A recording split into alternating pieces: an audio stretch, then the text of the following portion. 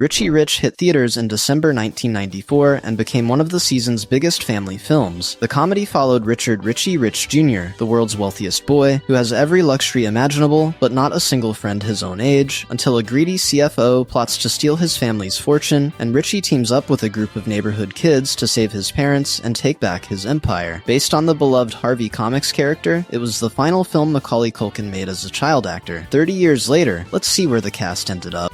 John Larroquette played Lawrence Van Doe, the sneering, scheming CFO who will stop at nothing to get his hands on the rich family fortune. Villain work he took to with obvious relish. Born November 25, 1947, in New Orleans, Larroquette was already one of television's biggest stars by 1994, having won an unprecedented 4 consecutive Emmy Awards for playing the gloriously obnoxious Dan Fielding on Night Court from 1984 to 1992. After Richie Rich, he continued building one of the most varied careers in television, starring in the darkly comic John Larroquette Show, winning a 5th Emmy as a guest on The Practice, playing the formidable White House counsel Lionel Tribby on The West Wing, and joining Boston legal as attorney Carl Sack. He made his Broadway debut in 2011 in How to Succeed in Business Without Really Trying, alongside Daniel Radcliffe, winning a Tony Award for Best Featured Actor in a Musical. From 2014 to 2018, he starred in The Librarians on TNT. Then in 2023, he returned to the role that made him famous, reprising Dan Fielding in the NBC Night Court revival, the only surviving original cast member to do so. He admitted to feeling genuine sadness on that first day back on set, surrounded by the absence of castmates who had passed away. The revival ran for 3 seasons before NBC canceled it in 2025. Now 77, Larroquette remains one of television's most enduring and versatile performers, equally at home playing a villain, a buffoon, or a quietly complex leading man.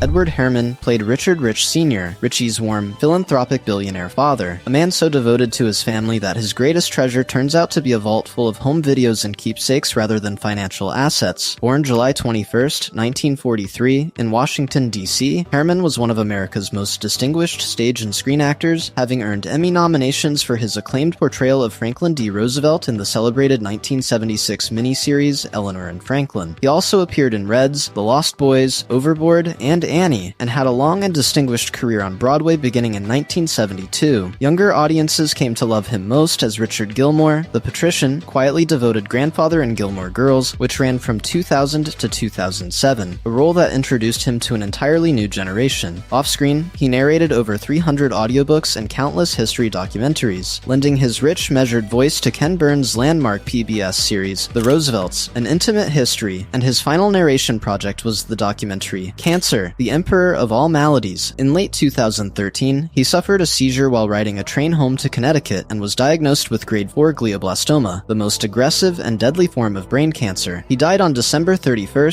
2014, in New York City, at the age of 71. Those who knew him best remembered a man of exceptional warmth and decency, someone who treated everyone he encountered, from bike messengers to studio executives, with the same quiet, genuine respect. It was a kindness that came through unmistakably on screen. Before we go on, make sure to like this video and subscribe. We do these videos every week, and you won't want to miss one.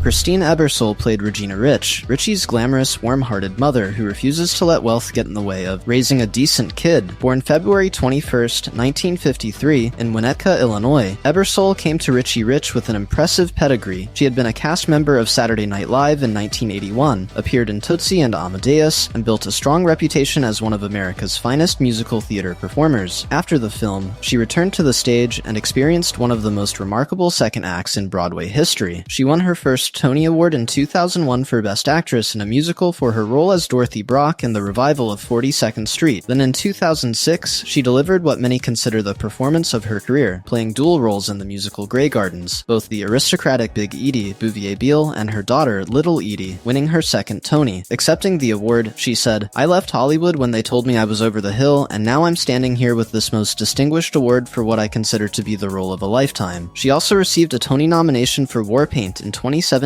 opposite Patti LuPone. On television, she starred for 5 seasons in the CBS sitcom Bob Hart's Ebersole, finishing its run in 2024. Now 72, she continues performing in concert and remains one of Broadway's most celebrated and fiercely admired figures.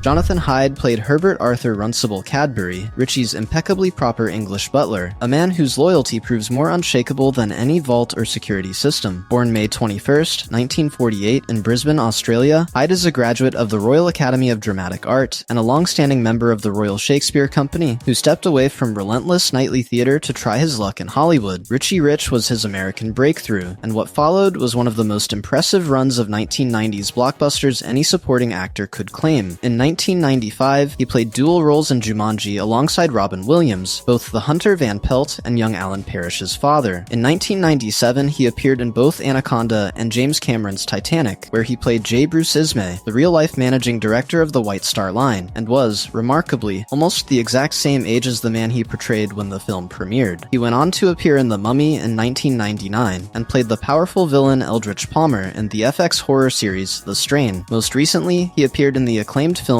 The Brutalist in 2024. He is married to Scottish soprano Isabel Buchanan and is the father of actress Georgia King. Now 76, Hyde is quietly one of the most distinguished and recognizable character actors of his generation.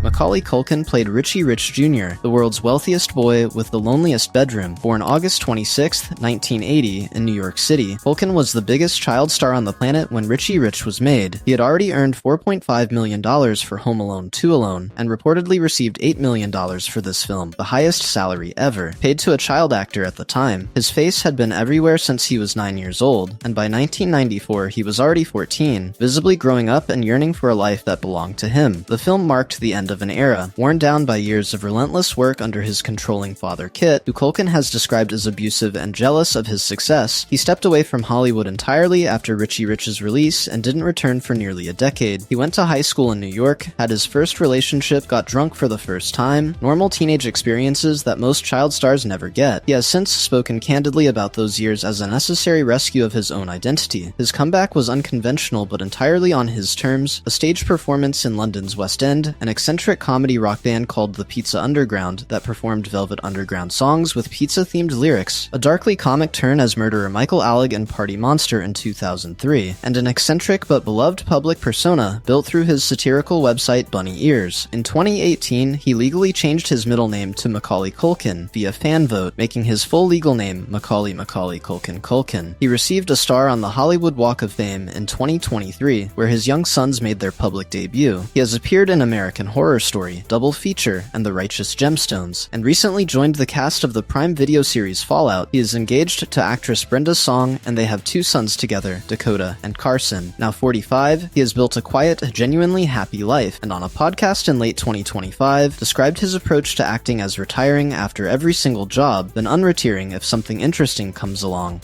Michael McShane played Professor Keenbean, Richie's brilliantly eccentric in-house inventor whose gadgets prove to be the film's real secret weapon, the kind of role that requires an actor to commit so fully to the absurdity that the audience has no choice but to follow. Born May 14, 1955, in California, McShane is an American comedian and actor who built his career through improvisational comedy, becoming well-known on both sides of the Atlantic through the UK panel show Whose Line Is It Anyway? In the late 1980s and early 1990s, the same show that helped launch the careers of Ryan Stiles and Colin Mockery. His improvisational instincts gave Keenbean a loose, joyful energy that could easily have tipped into pantomime but somehow always stayed grounded. After Richie Rich, he continued working steadily in film and television, with voice roles in Balto and Tom and Jerry, the movie, and appearances in various TV projects over the years. He has remained deeply embedded in the improv and comedy world. Now 69, McShane brought enormous energy and invention to every scene he was in, proof that the best character actors make the impossible look inevitable.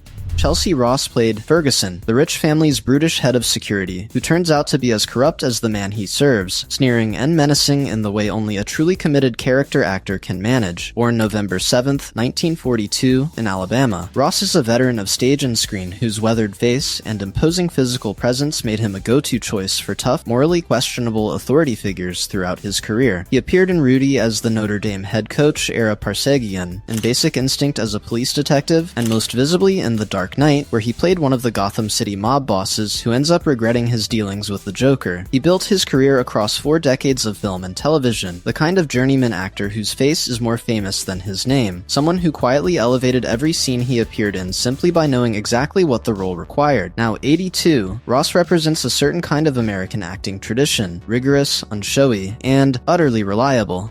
Stephi Lineburg played Gloria Pazinski, the first real friend Richie ever makes, a sharp, no-nonsense girl from the neighborhood who sees straight through the wealth to the lonely kid underneath. Lineburg appeared in a small number of film and television projects in the 1990s, but stepped away from the spotlight after the decade ended. Very little is publicly known about what she has been doing since, and she represents the many young actors who pass through Hollywood, leave a memorable impression on screen, and then quietly step back into a private life entirely on their own terms, which, all things considered, is a perfectly reasonable thing to do.